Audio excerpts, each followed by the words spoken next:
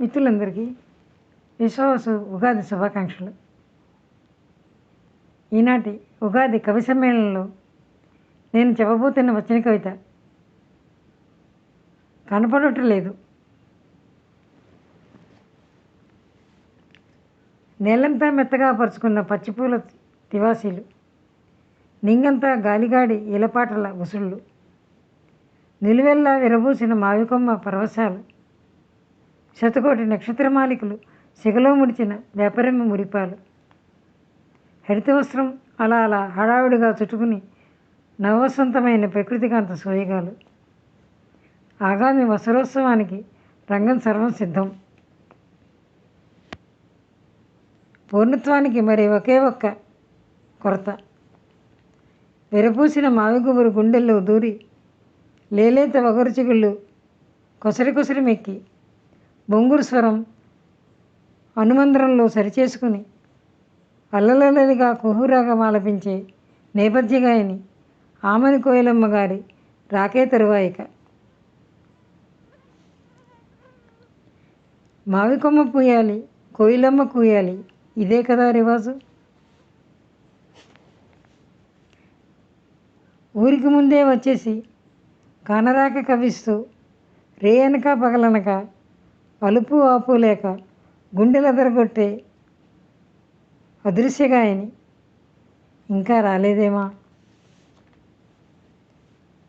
కొత్త కాలానికి పంచమంలో పలకాలి కోయిలమ్మ స్వాగతం, మావికొమ్మ కట్టాలి మంగళ తోరణం. అయితే ఏది ఆ గానం? ఏమైందా కోయిలమ్మ?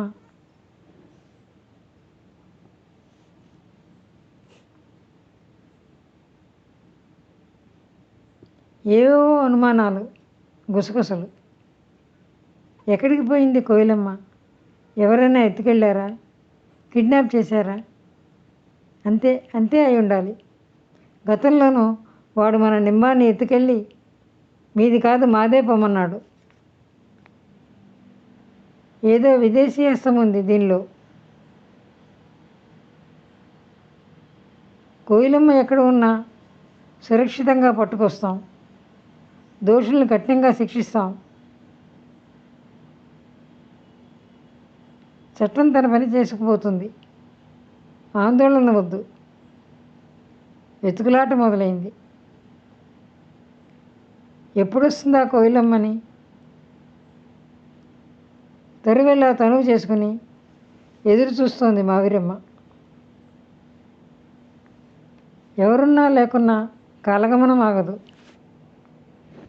మరి ఇప్పుడు సమయానికి జరూరుగా విచ్చేసిన ముఖ్య అతిథి విశ్వావసు గారికి వెల్కమ్ సాంగ్ పాడేదెవరు?